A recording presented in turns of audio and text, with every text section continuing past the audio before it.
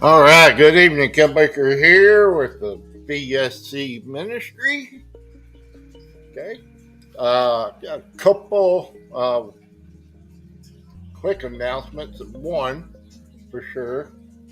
Uh, Down on the bottom of your screen where the scroll is going on, go see where it says faith, family, and then forgiveness. Okay. Um, I am in the process of rebranding the ministry to this name, to Faith, Family, and Forgiveness. So starting next month in March, um, this is what the ministry will be called, will be named as. Okay, so kind of wondering what that's what that is about. Okay, so tonight we're going to start out talking about uh, the misuse of and what is the misuse of anger. Okay, so let's get into tonight.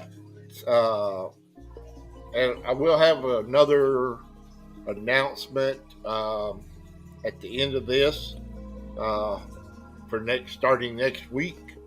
But anyway, what is the misuse of anger, and what are we talking about? Okay. Well, here's the thing with anger, as most of us, if we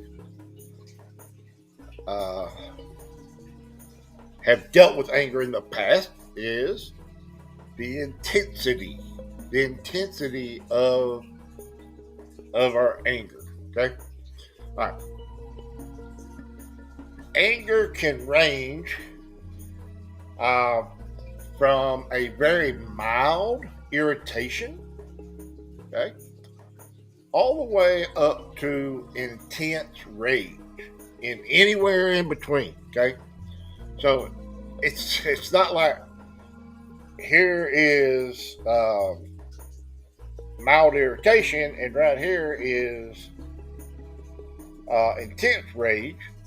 It can be a pretty wide range, okay, and we can fall anywhere inside of that range. Okay, so that is a misconception about anger, is that anger is anger. Well, no, it's not. Okay, because it again, there's a lot of degrees of anger. Okay, all right. So here are some physical sensations. Okay, and we're going to talk about these a little bit, some of these a little bit later on tonight in another section.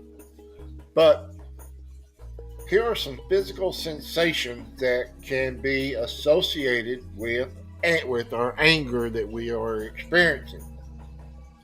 Okay? Number one, an increased heart rate. Why do we have this sensation of an increased heart rate? Okay, well, it is because of a little word called adrenaline. Okay, when adrenaline, when something that happens that causes us to start to become angry, and when our heart starts increasing the rate of beats per minute,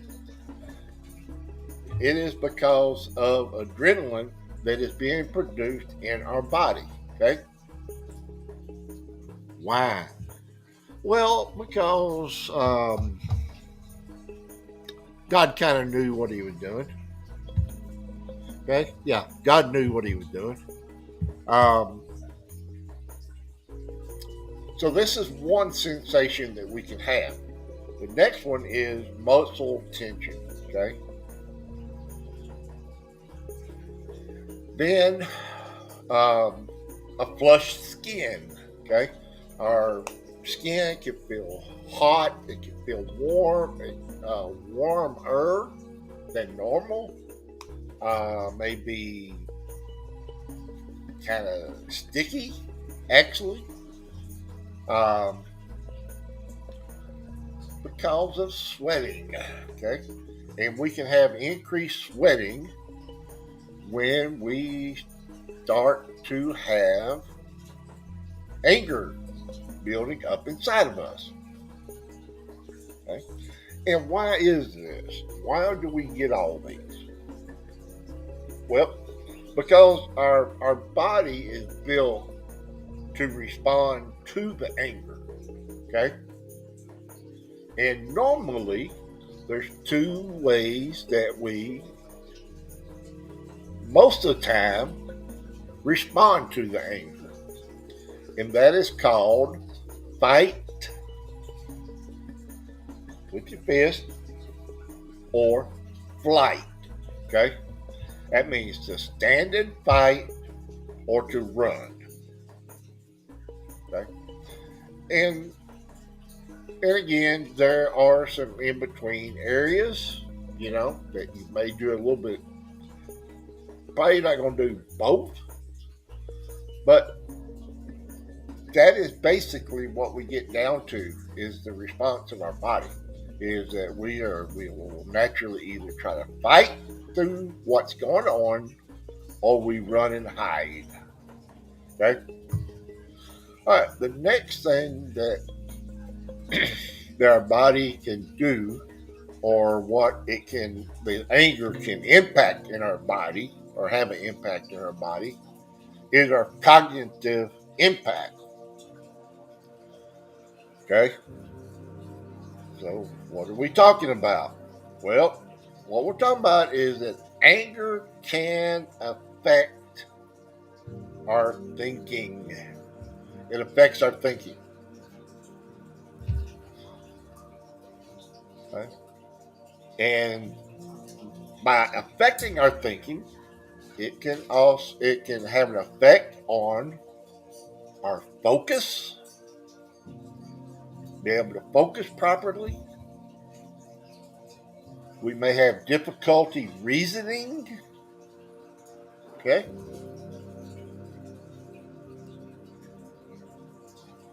We also can have a tendency to interpret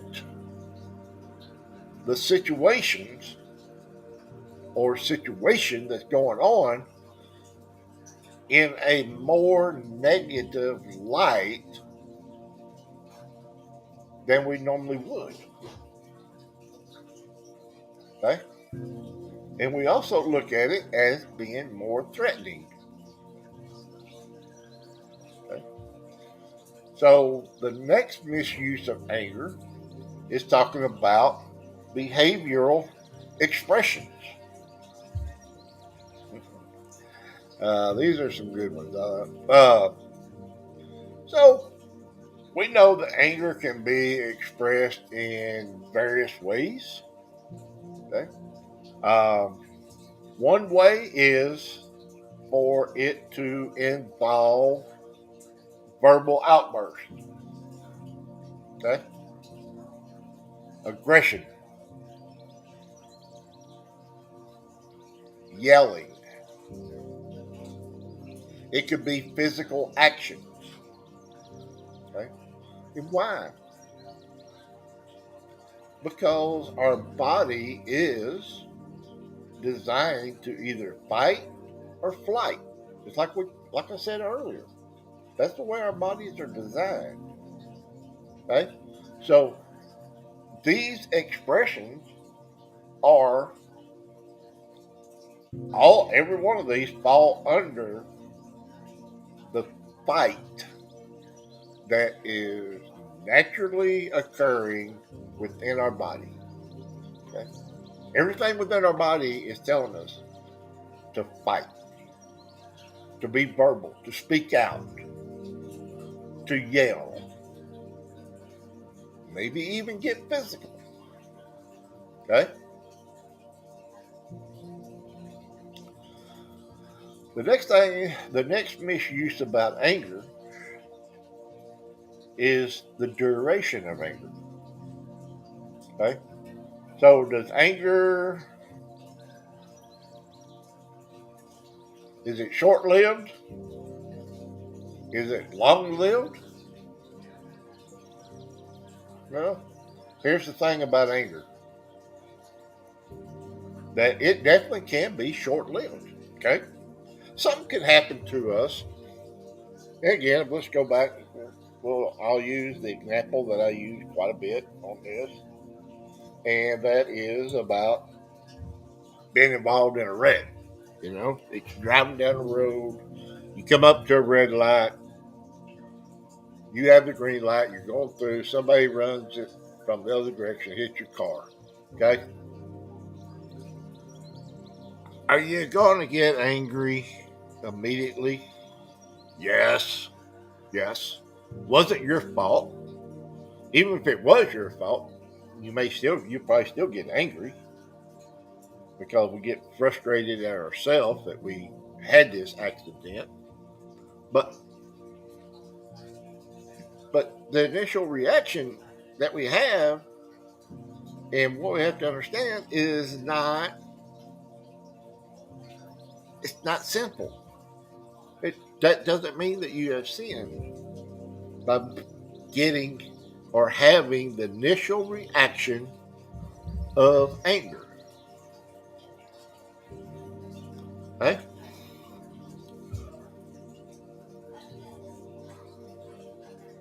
That anger can last for only a few moments. You know, it may be for a few moments. You know, maybe a minute or two. Okay?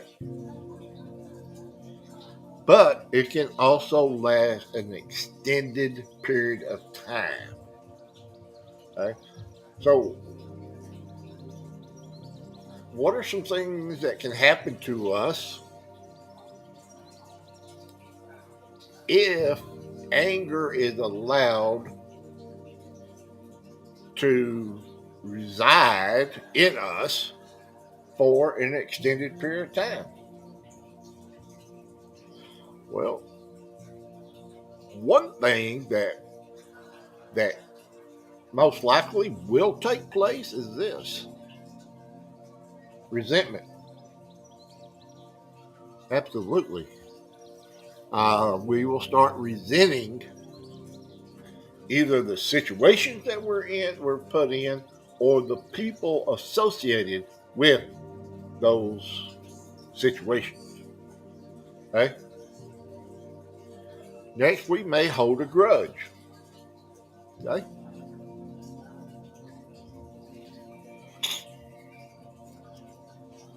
So, what do we, by looking at this slide, and we see, okay, anger can be short lived, can last only a few minutes, or it can be an extended period.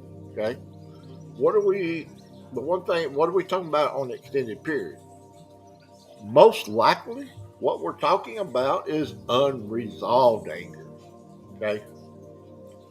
That is the most dangerous anger that we can have, is unresolved.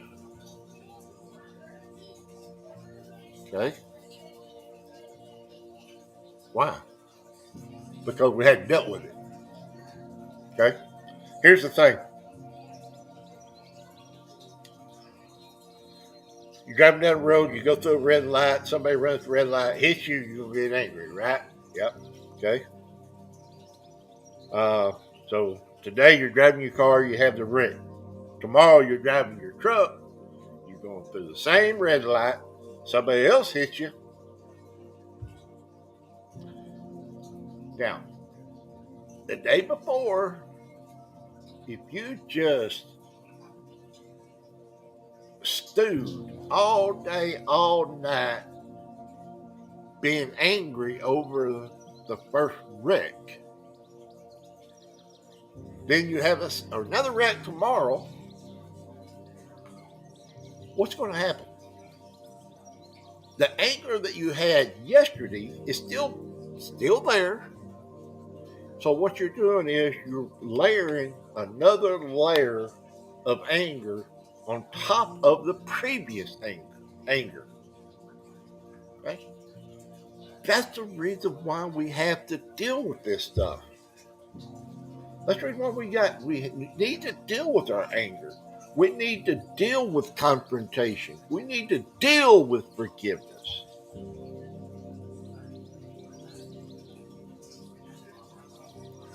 Okay? The next misuse of anger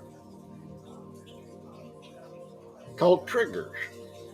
What triggers your anger? Do you know what triggers your anger? How can you find your trigger? Well, we have talked about that and we'll be talking about it some more as we go along through this study. Okay? But triggers arise when there are perceived threats. Okay? All right. Yes, I understand. I'm using the word perceived, and that means that it's really not there. Okay? Now, this is huge. Okay? Because what happens is a lot of times is somebody does something or says something.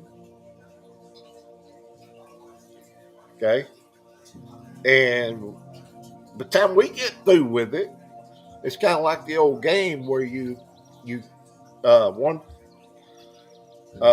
you're in a circle. You got a bunch of people in a circle, and one says a short sentence to the person to the right. Okay, then they tell the next person. They tell the next person. It goes around. By the time you get back around, it's not what was said originally. Okay, the same thing. It's kind of the same principle that we do with anger. Is that somebody says something. Well, you know what? I think they meant this. I think they meant that. This is the way I took it. Okay. And honestly, that is actually fair. Okay. We are allowed to have feelings.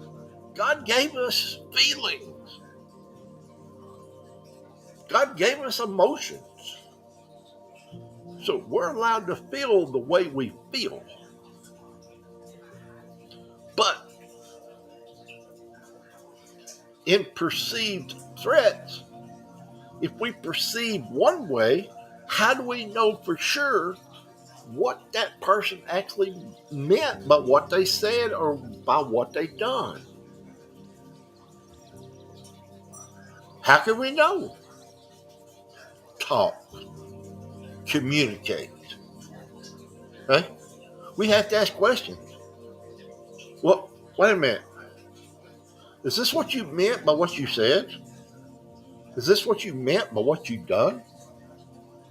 Help me understand. Okay? This is all part of the process of understanding anger, understanding our cues, and then communicating, talking to people, listening to people, exactly what they mean. Okay? All right, now, uh, other triggers.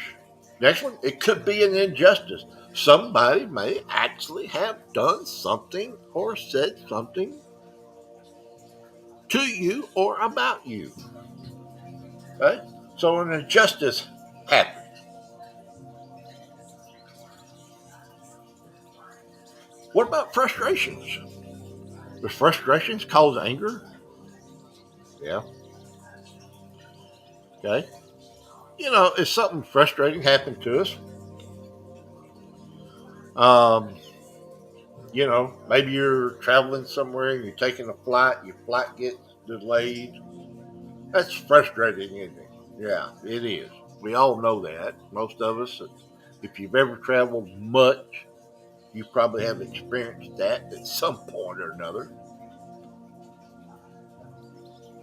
Okay? So there's frustrations.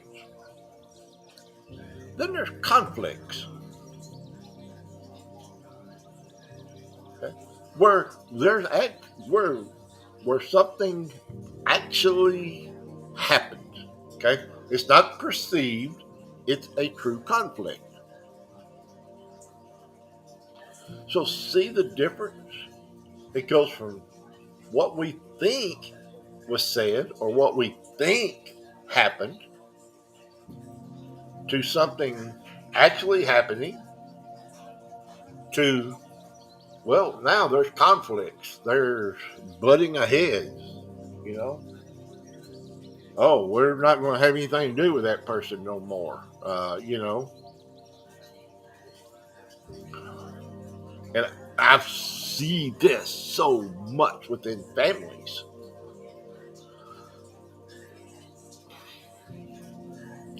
So these are some triggers, okay? All right, the next topic about misuse of anger is talking about subjectivity. Okay? What are we referring to? What are we talking about here? Okay? Well,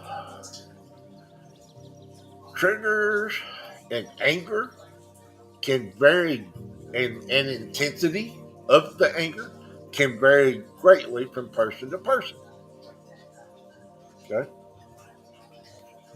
What makes me very angry may not affect you the same way.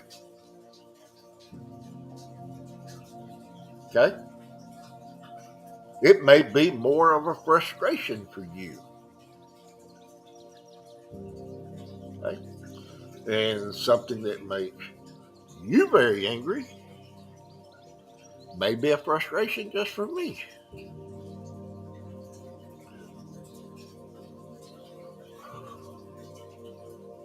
Okay? So we need to understand that. And what the other person says or does, they may not see it the way you see it. But we get back to the same situation. How do we know? How can we find out? Well, go back to the very first of this study about anger, and we talk about where do we, where do we see confrontation for the first time in the Bible? Genesis chapter 3, where God is walking through the garden in the cool of the day, and he's asking Adam, Adam, what is this you've done? What's Adam doing? He's hiding. Eve is hiding. Why? Because they have partaken of the tree of good and evil. And they have realized that what they have done was wrong of partaking of that fruit.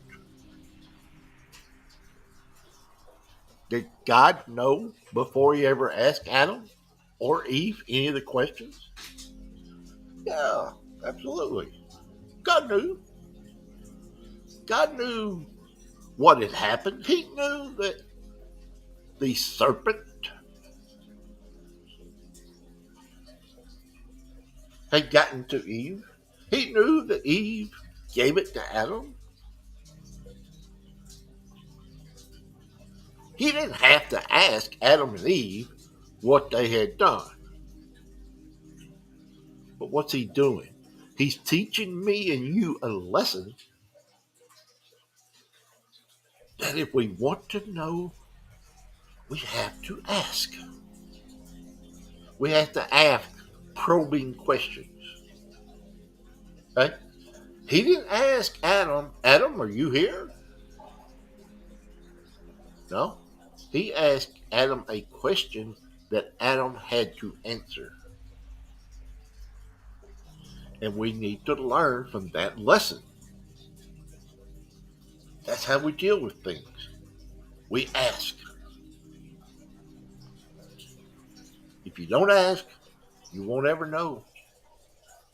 Okay? All right, number 8, impact on relationships. Okay? Well, what old Steve done or what Steve said, that made me mad.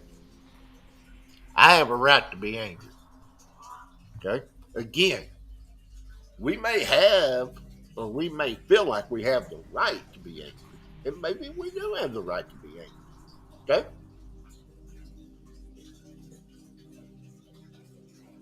But what impact can that anger have on your relationship with Steve? Well, let's look at it. Okay? So, uncontrolled or unaddressed anger can what? What can it do to a relationship? Number one, it can strain a relationship. Okay? When that relationship gets strained, what usually breaks down first or happens first? Communication. There we go. There's that word. Communication. Okay? Here's the thing about communication. Okay? It is a scientific fact that me or you, if we are in a communication with someone, say you're speaking to me, in the first 3 seconds, I'm thinking about my response, what my response is going to be. Okay? I'm not thinking about what you said. I'm thinking about how I'm going to react back towards you.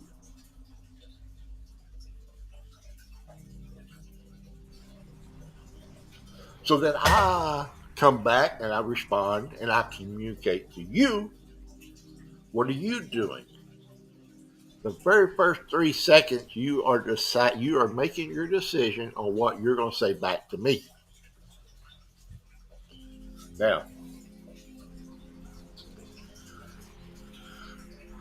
when I do my study on confrontation and I do my presentation on confrontation,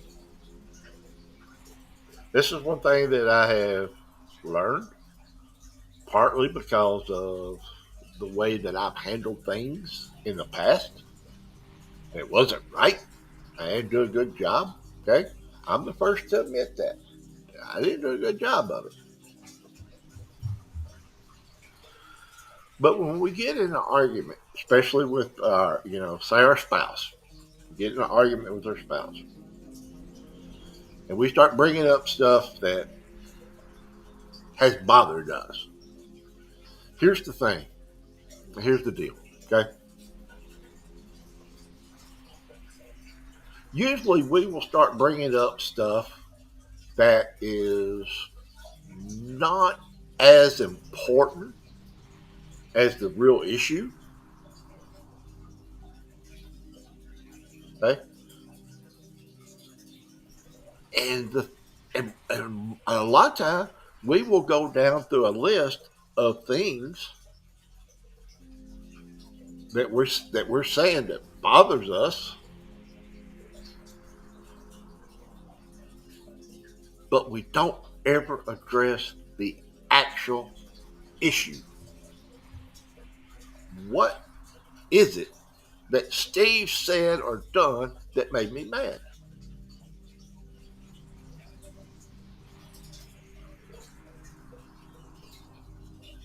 We have to communicate back and forth to one another. Okay? Now, we have to understand that we may have been working on ourselves. We're trying to learn. We're trying to realize where our anger is coming from, what really angered us, what the real issue is.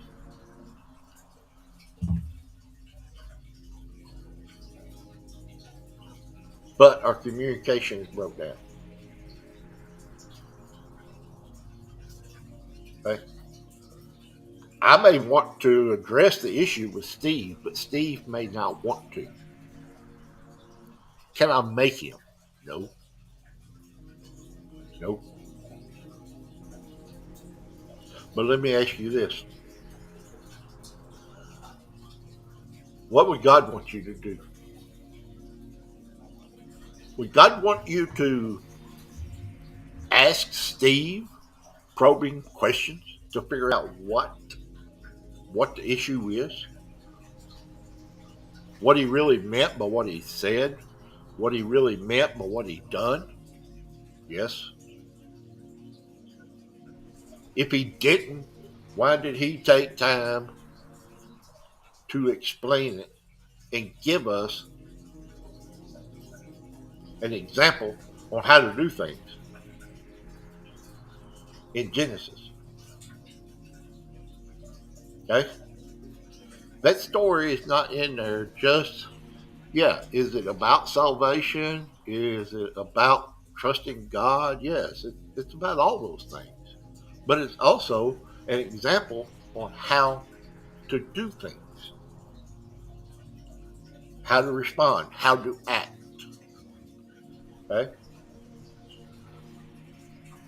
After the communication is broken down, then we have hurt feelings.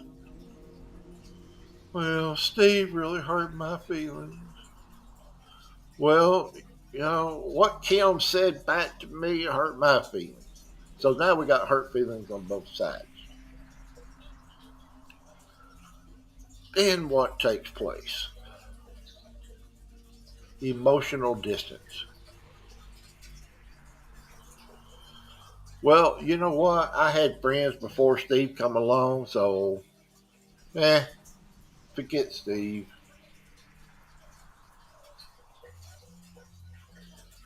Do you really believe that is what God expects out of us? Just to throw them away.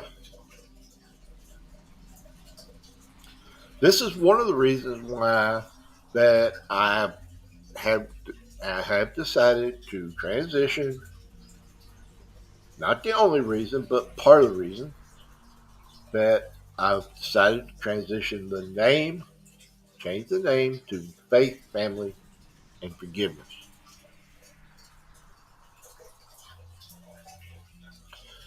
It's because I have seen so many families tore apart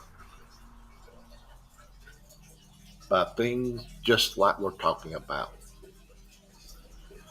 That something is said, something's done, we perceive, I discern. We need to be careful, we need to be very careful in the discernment area. Okay, I'll just say that right out. But the impact on relationships that I have seen, that I have experienced in my own life, just really, really gets to me. It hurts. Okay, move on because I really want to get through a couple of these. The next misuse of anger is response patterns. Okay, so what are we talking about in the response pattern? Well, people, everybody has different ways of responding to anger. Okay, and it goes right back to the very first of the fight or flight response. Okay, so one of the first responses is suppress it.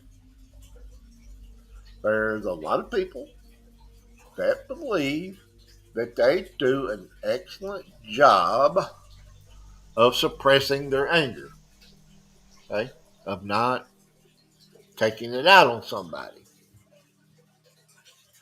Well, I will tell you this, okay? Um, You try to suppress it, great. If you can actually suppress it, great.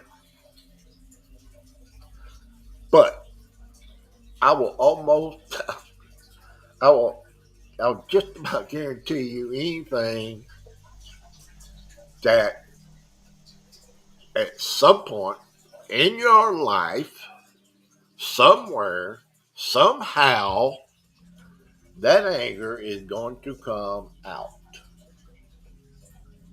You're going to express it one way or another. Okay? So, but a lot of people think they can suppress it.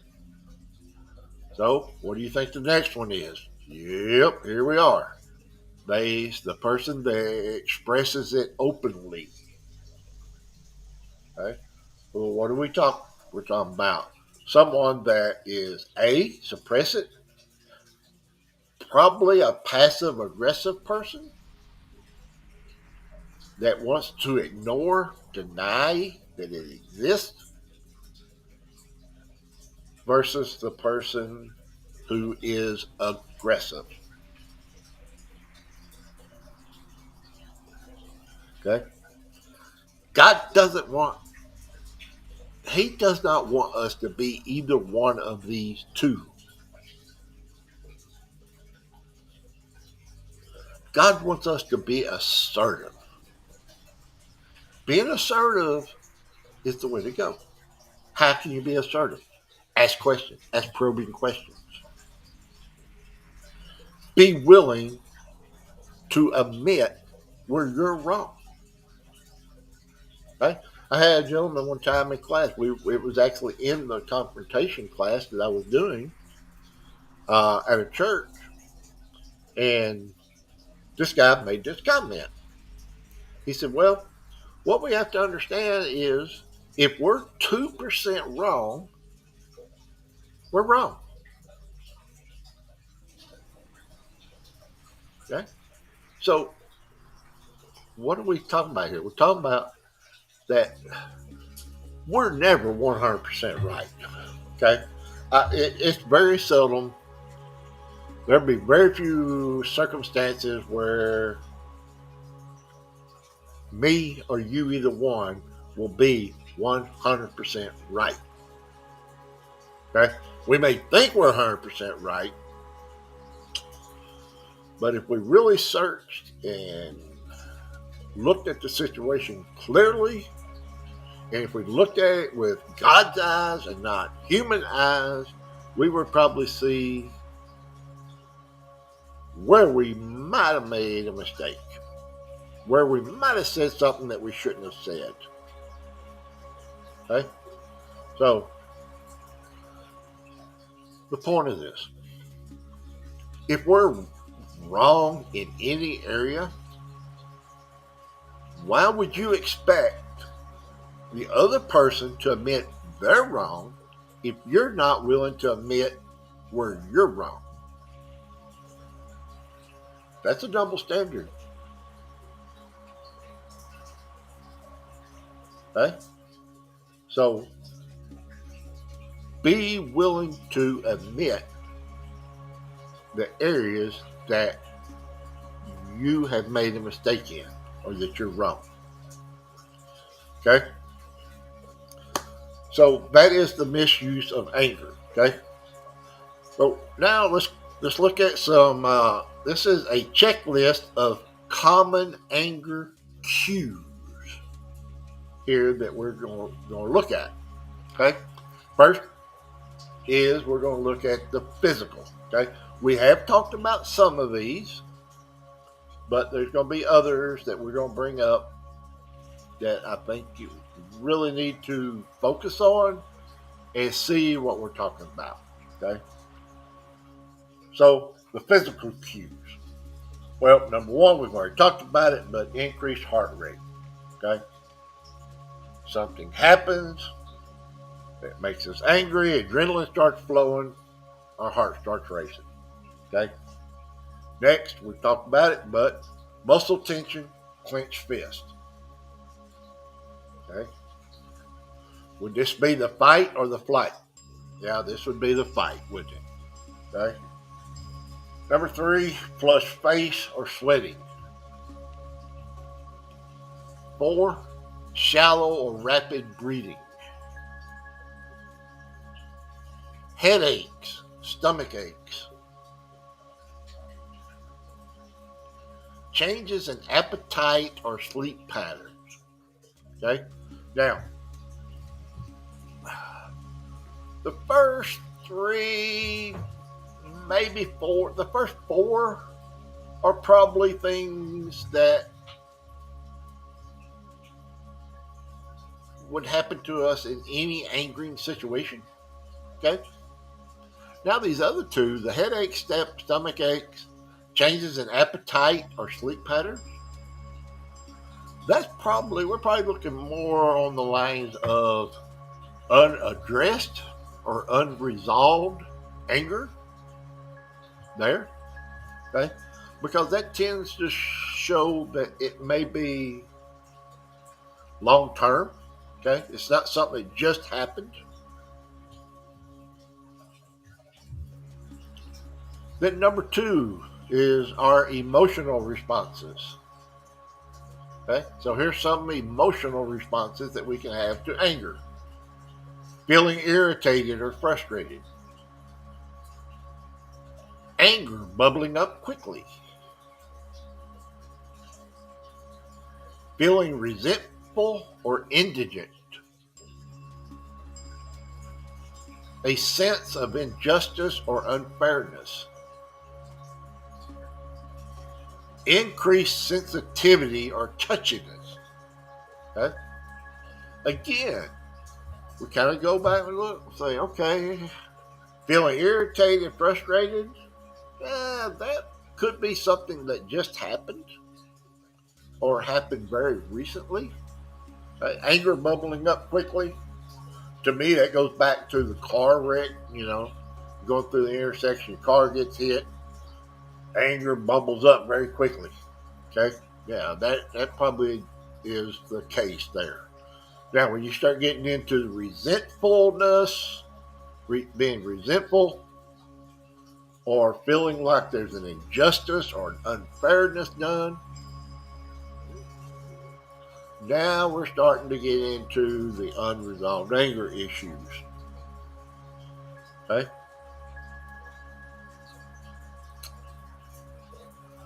Difficulty concentrating due to emotional arousal. Okay?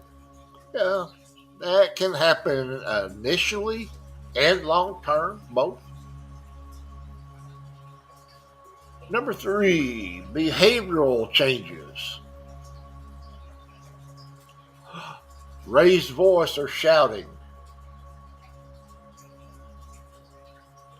Did you did you raise your hand? Have you ever done that? You ever raised your voice or shouted when you're angry? Yeah. Guarantee you, probably every one of us have. Okay?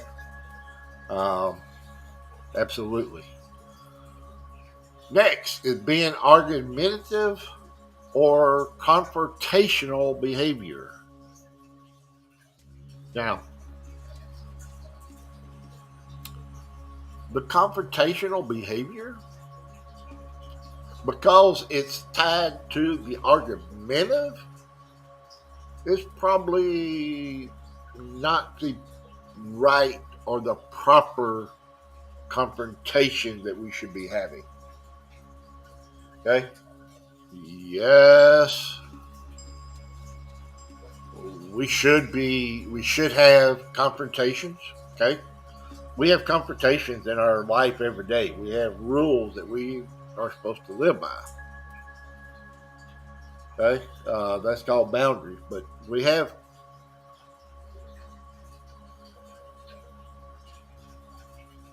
So, if we confront God's way, that's one thing. But to be confrontational, That is more of the negative side of confrontation and not the positive side of it. Okay? Next is that we withdraw or we do the old silent treatment. Have you ever done the silent treatment on somebody? Withdrew? Had the silent treatment done to you? Next, increased impatience or agitation. Yeah.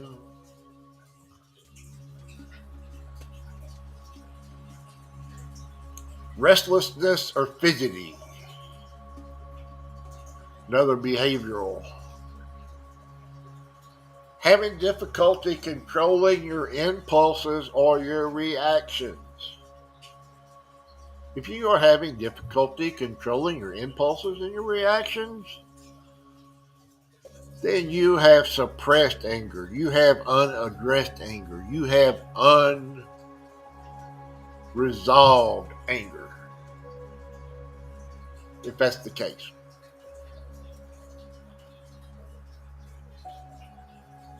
All right, next, thought patterns.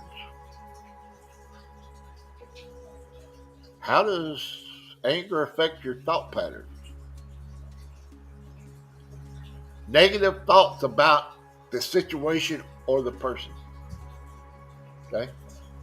And again, the initial reaction of anger, you're probably going to be a little bit negative. Okay?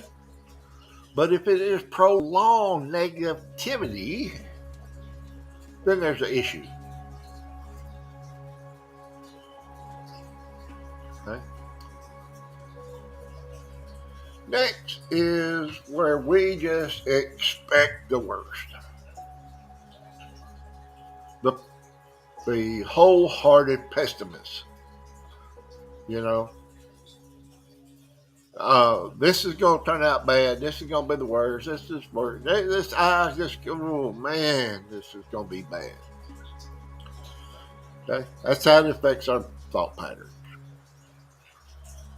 Next, us having difficulty seeing the other person's perspective. If we're letting anger control us, we're going to have severe trouble seeing the other's perspective. I'm not saying that their perspective is right, okay? But I'm not saying your perspective is right either, okay? And that's what we have to understand, is that both of us, me and Steve both, probably have a perspective about what happened, what was said. Okay? So we need to be able to listen to the other person's perspective. Why did you say this? Why did you do that? Again, we get back to the communication. Okay? Thoughts are focused on the source of the frustration. Okay? In other words, I'm focusing solely on Steve. Because Steve is the source of the situation. That's not where my focus should be. My focus should be on what actually took place. What was actually said, what was actually done. Okay? Next, we have a heightened sense of vigilante for potential triggers. Okay? This one, I refer this back to my forgiveness class that I do. Because we know, as being a vigilante, what? We are looking for revenge. We're looking to extract revenge. Okay? And it never fails. Every forgiveness class I've ever done over the last 12 years, there's at least one person in class, if not more, usually there's more than one, that will say this right here. I don't have a problem forgiving. I can forgive just like that. Don't bat an eye. Forgiveness, done, over. And then this is what I hear. But I hope that tomorrow morning, when they're going to work, they have 4 flat tires at the same time. Okay? People, that is not God's forgiveness. That's not God's forgiveness at all. Okay? Next is our communication style. And we're almost done for tonight. This is where we use aggressive language or tone, sarcasm or passive aggressive comments. We interrupt or talk or try to talk over people, or we always have to have the last word. There are people that have to have the last word. Again, inability to listen or to consider other viewpoints. Being dismissive or contemptuous remarks toward the other person. And the last segment that we're going to look at is called body language. Okay? Closed body posture, crossed arms, turned away. Okay? Avoiding eye contact or glaring, either one. Pacing or being restlessness. Having tense facial expressions or gestures. Rolling our eyes could be one. Then defensive body language. Okay? Protecting oneself physically. Again, we could be having up our fist, have our fist up, or or have our hands over our face. Okay, so this checklist serves as a guide to help us to identify our own anger cues. Okay, and then be able to recognize these signs to empower us to take proactive steps towards managing our anger efficiently. Okay? That's what we're trying to get to here. That's what we're trying to teach people. Okay?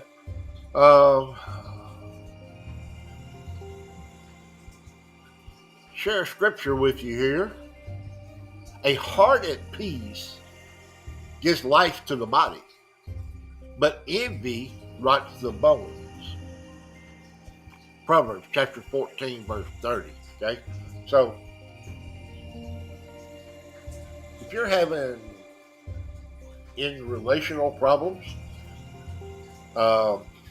within family, within friends, within your church congregation, within a group, whatever it may be, envy, strife, resentment, all of these rots the bones. Okay? But if you want to give life to your family, we need to strive to have a heart that has peace in it. Okay? All right. We'll start next week with symptoms, patterns, and consequences of unresolved anger. And we're going to look strictly at unresolved anger. Okay? All right.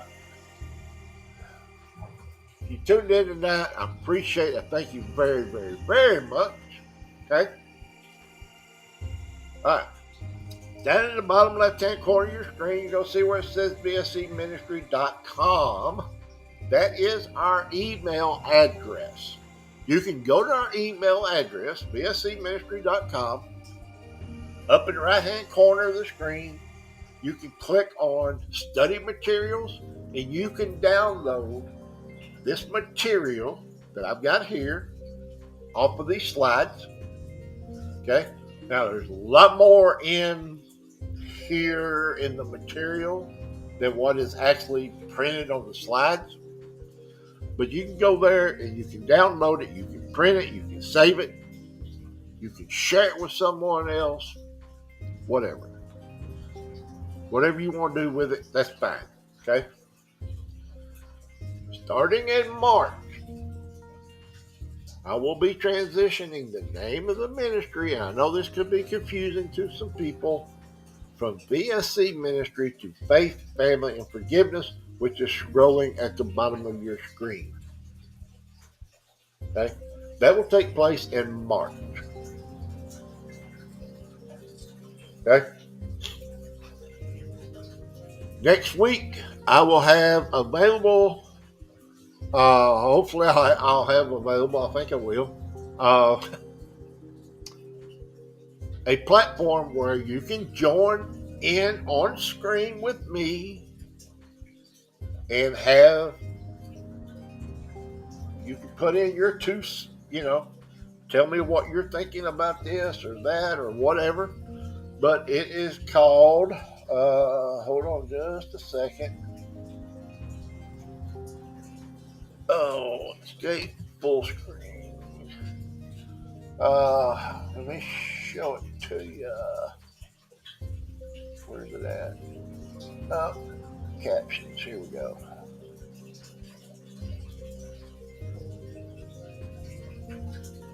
Oh, here we go. All right. So it's called GoToMeeting, if you've ever heard of it.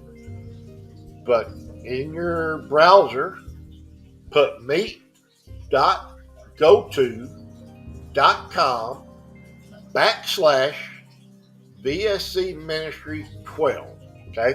Because that's using our email address right there as VSC Ministry 12. Okay? You go on there, and hopefully next Tuesday night, I'll have this set up. You can have your audio on, you can have your video on or off, whichever way you want. And then that way you can communicate with me. And so that'll be available starting next week. Okay? I didn't get it set up for tonight. Okay? Now, I will tell you this. Thursday night, I'm doing a class right now on building better boundaries. That is strictly, it's not on Facebook, it is strictly on the GoTo, meeting to go. Okay? There is an app for GoTo that you can download on your app store, whichever one app store you might have. Or again, all you gotta do is put this in your browser up at the top and hit it and join the meeting. So Thursday nights at 7, I'm doing building better boundaries. And then next Tuesday, same thing on meeting to go or GoTo. Now they're just called GoTo. That'll be available here. Okay. If you haven't liked or hadn't seen our Facebook pages, if you haven't seen the Faith, Family, and Forgiveness Facebook page, please go to that Facebook page, like it, follow it, and then that way you will know when our next video will be. And our next one will be every Tuesday night at 7 p.m. Okay, and I do approximately an hour, sometimes a little less, sometimes a little bit more. Okay, but anyway, go like our Facebook page, go to our website.